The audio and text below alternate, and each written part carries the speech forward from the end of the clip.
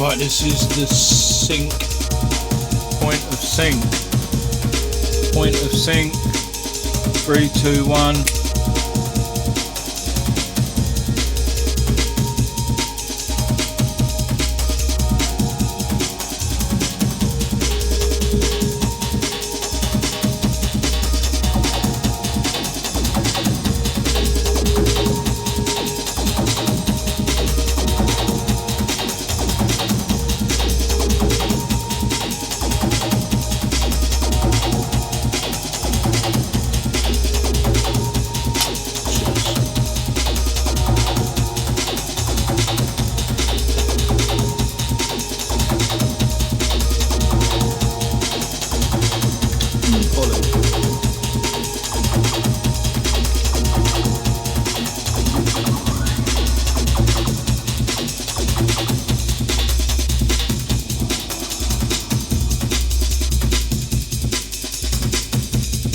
Go from the beginning, point of sync.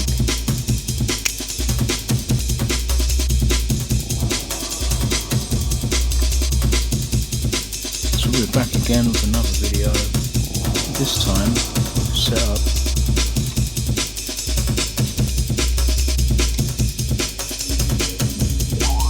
multiple channels, multiple effects.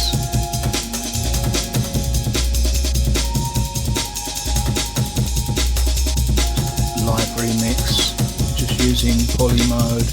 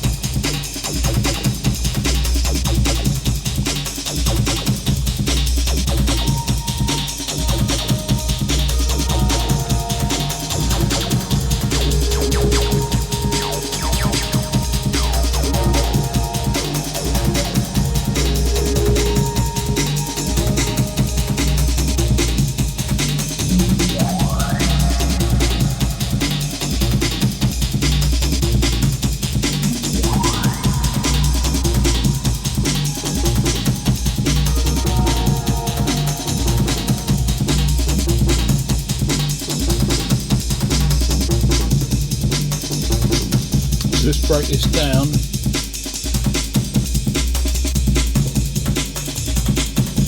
We've got our breaks here, we've got some hi-hats going on here, we don't need those. Let's take them away. Just leaves us with the break. There's a bass line that's on the tracker there as well as the samples. Essentially, we're trying to use the full capability now of the Midi in this. It is a bit limited, you can only use, as it turns out at the moment, controllers and program change can only be assigned to one channel. So that's a bit of a limitation for using Morpheus there at the minute, because the MIDI implementation on the Morpheus is stronger. Made in 1993. Anyway, let's see what's. We've got some random things, not so random because they're programmed in, but we can jam this simply by switching the tracks. It's going to play the input in a monophonic kind of way, even though we can still play chords.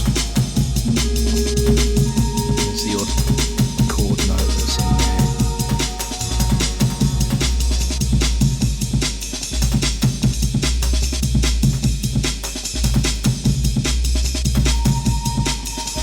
Dance around this piano vibe,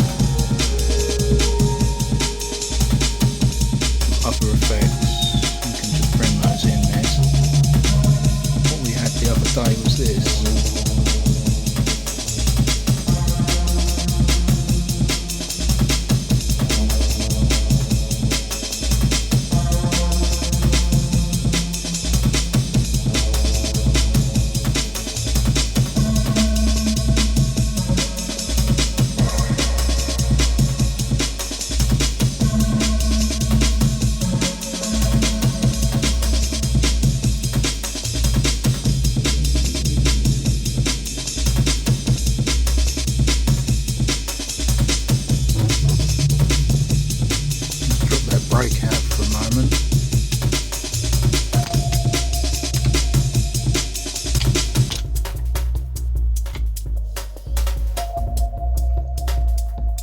can hear now most of the sounds coming from here.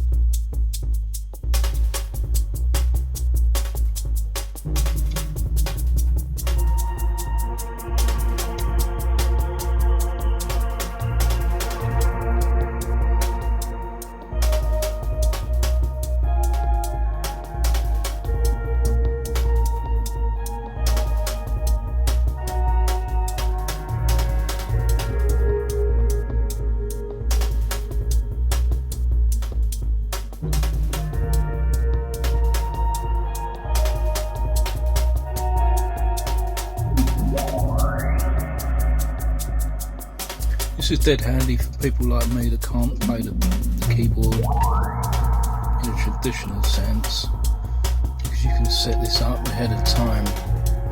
See, if you're a talented player, this is going to be second nature to you, because you can have multiple sequences with your talented playing and then achieve this as well. I've left plenty of room here in the mix for vocals and other effects. You might use a different instrument for those. There's plenty of space there.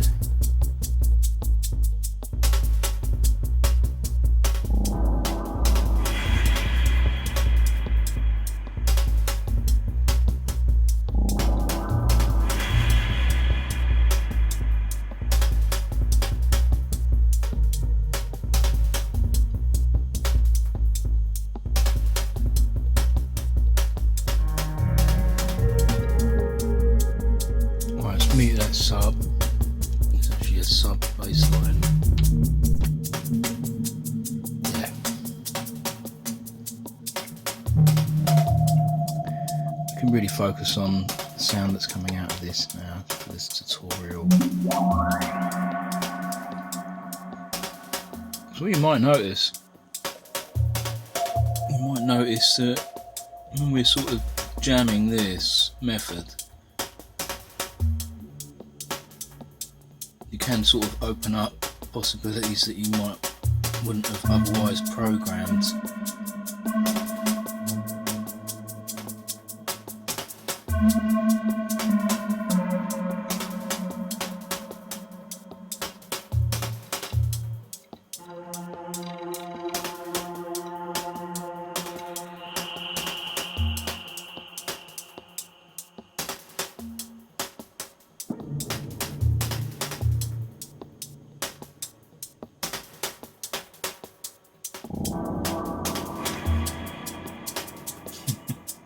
We'll just hit jackpot now and again on some special effects like that.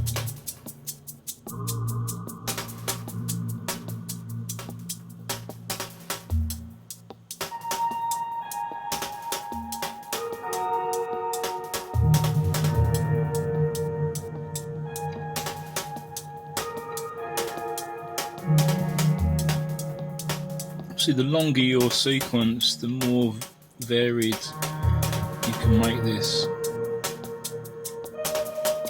This is actually a 64 note sequence, but like I say, with this method of using poly mode, basically we're making a 64 note pattern. It's almost a complete performance.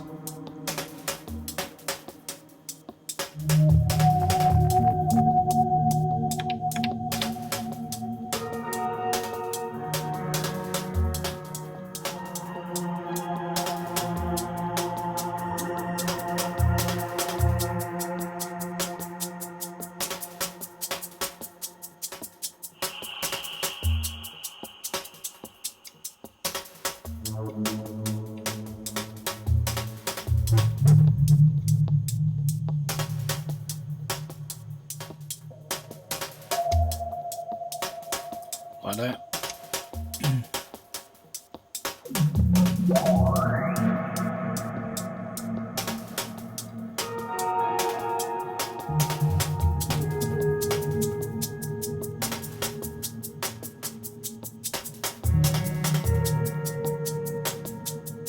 you can pick apart each track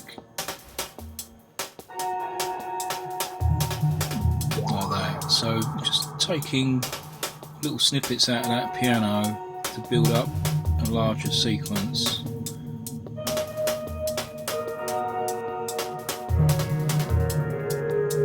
The sequence itself is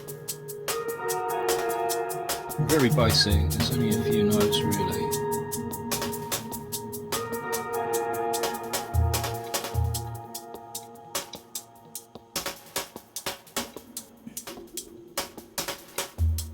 I've got a problem with this light here, keeps going off. We're improving the video quality as we go. We're actually running the secondary camera at 1080p now. For what that's worth, it still looks grainy to me. It might not even be as good as the phone camera, but we're having a go.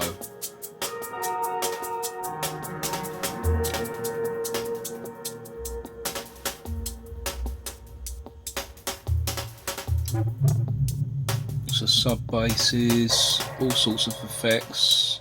This is a nice one, it's got that old school flavour.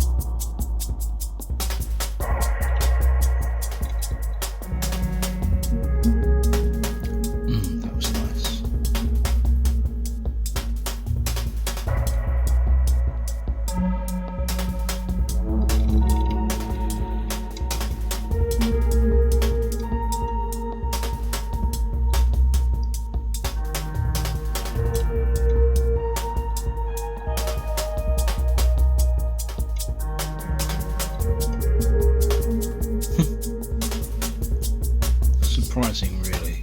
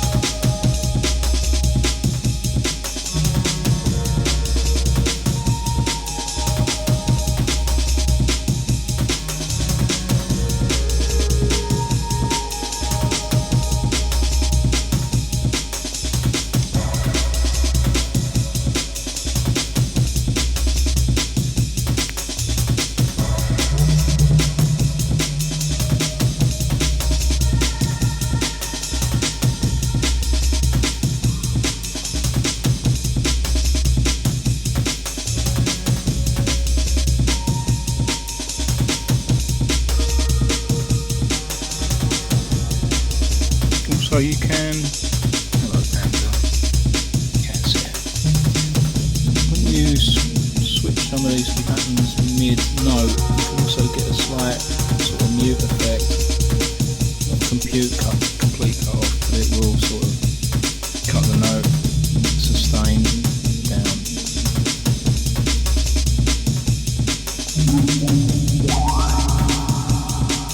So below that one, you weren't expecting that.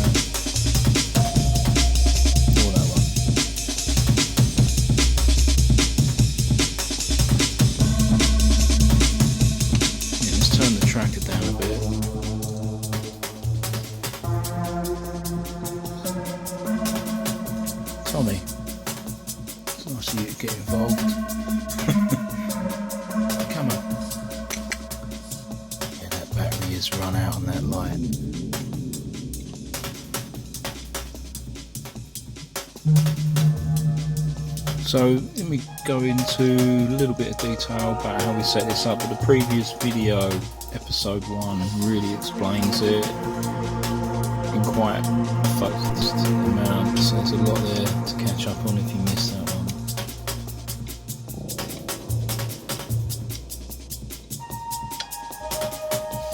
So there we go, so we've got channels 1 to 16 on the sequencer. But firstly, on the rack unit itself, we're in poly mode. That means you'll only hear the track that we select on the front of the machine. Obviously you could do these switching off of these patterns from this interface here, but it's actually quite nice doing it from the Morpheus itself because of the data wheel is quality. It's a really nice data wheel on the Morpheus, and also when you're selecting these tracks on and off, just by going through, you're always guaranteed to be playing sort of monophonically, which leaves a lot of space. Obviously if we switch this to multi now, we get a complete horrible din, or if we go on omni, it's a little bit too much. Wasn't the programming intention. So back to poly, and all makes sense again. Make sure we switch the channel there. There we go. So poly mode, simple sequences on each of the channels. Channel 1 actually has some program change and mod wheel. It's just a limitation of the sequencer that personally I would like to use aftertouch, velocity and mod wheel and pitch bend on any given track of my choosing to give a bit more character to the sounds that you're hearing at the moment. Although it's not bad, this can be greatly improved with a sequencer that is a little bit more tricked out. This one's in the beta stage at the minute really, it's just on V1. I'm hoping that they're going to improve the Midi functionality of the tracker unit, because I love the way it works. Even with the limited Midi that it does have, we've managed to produce this. Now ideally we would want program changes for each of the sounds on each of the channels, which would mean if we switch this off or dial all the knobs, or basically we can come back to it at a later date. As long as we've got the data dump for the system exclusive, then we can load it back in. The program changes should find what we were doing, right? Otherwise this could all get lost. Simply, if I went into effects mode now and pulled up a Midi map which brings up the effects units, it's going to basically reload the entire Midi map for the program change numbers here that I've manually selected, or I could save it to a map to keep those. So just bear that in mind if you program something like this up. You must really go into the Midi map and then basically save it, otherwise you're going to lose it. I'm going to do that at a later date. It won't, if you turn this unit off on and off now, it's not going to forget anything, but if you load a different multi-map, it will change up all these sounds that are on the given tracks that we've laid out.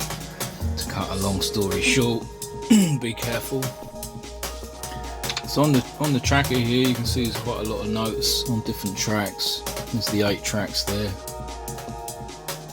But like I say, unfortunate that when you go into Midi configuration here, you can see CC and PC, which is program change output, can only exist on channel 1, and you can choose 1 to 16, but you can't have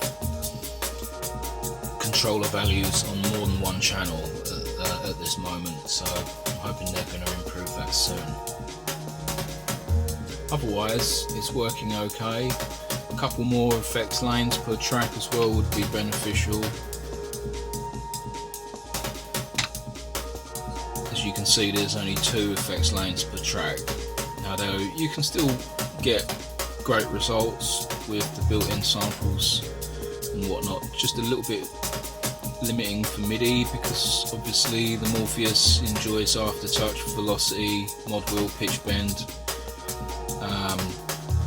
just for starters, and we'd like to utilize that. You can play from most keyboard controllers as long as they've got aftertouch, and have all those options normally. So this particular sequencer has to catch up a little bit. At the end of the day, the Analog 4 also can do Midi, but it is in the same boat. It doesn't really have a sophisticated enough sequencer to gel nicely with the E-mu Morpheus, because the Midi specification is quite high on the Morpheus compared to that sequencer. Octatrack, I've not tried that yet. That's not actually playing anything at the moment, that's just putting the sync through to this drum machine. But I believe the sequencer is similar. But you may be able to have program change per track, but not per note. You can have controllers, I know that. I'm not sure whether you can have controllers per channel. But something like the Yamaha sequencers, QYs, and obviously Logic Audio, you get a lot more options. For instance, the tracker, you could compose your sequences here just like this, add the program changes in one at a time, and then basically play or record that into Logic, or possibly even Renoise on the computer. That's yet to be tested, so using Renoise to import the mod file. I can see if that's a possibility. That would be a future thing to test. If that's doable, then, you know, at the end of the day, I don't mind this workflow as it is. It's just got a few limitations here and there, which would, trust me, in this sort of equipment, nothing's ever perfect. Other than the RS7000, that is a perfect instrument, other than the slow loading time. So there you go, it's got us again, 64 megabyte limit, slow loading time. But yeah, great sequencer on the Yamahas. They're generally the QY, some of the top models. I think it's QY70. Really good for, if you're a keyboard player, then you probably want something like that to record, because you're not going to be quantized like this. You can actually have some feel for playing the keys, multiple chords. So anyway, this is one way that you can use the Morpheus and have like a remix function, as we described in episode 1. Here it is in practice, and you've heard what it can do to take quite a minimal programmed in and turn it around into a longer performance, at least alongside other instruments. This is not really playing what I would say a lead part, other than these piano notes. It does blend in well with everything else. I wouldn't class the E-mu Morpheus as really a lead instrument either, although there are some strong tones on there. But you'll always find, for instance, the 303 with some distortion. That's a really chunky lead player.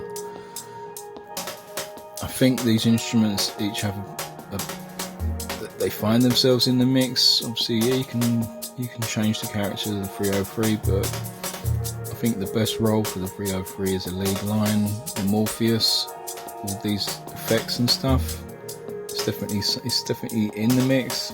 I wouldn't say it was a lead instrument. There are some great effects in there though, and I think for sound design, it's a really good tool. Right, let's see what we can do.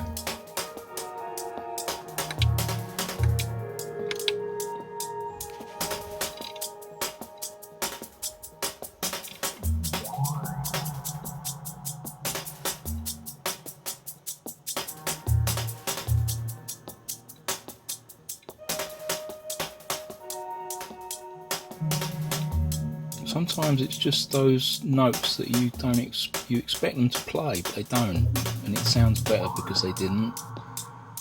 And then there's all these other little effects and noodles.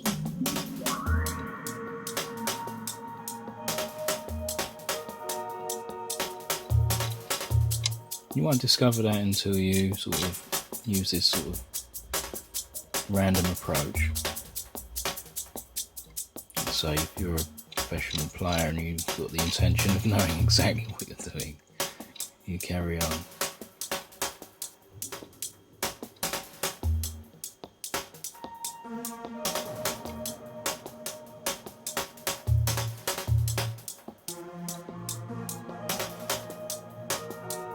Sort of glitched a bit there.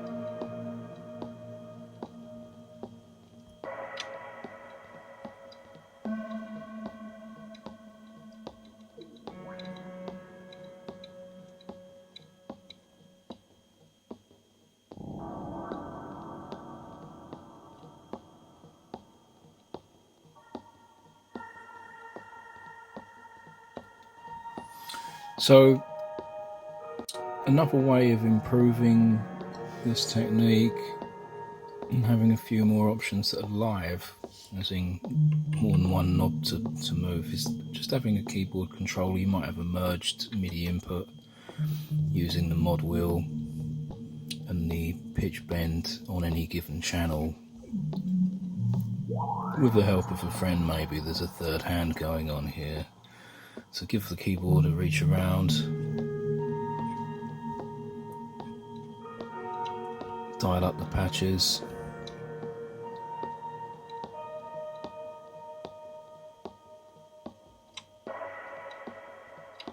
and just experiment. So you're going to find a lot just by experimenting, but I do recommend setting up the tracks like this.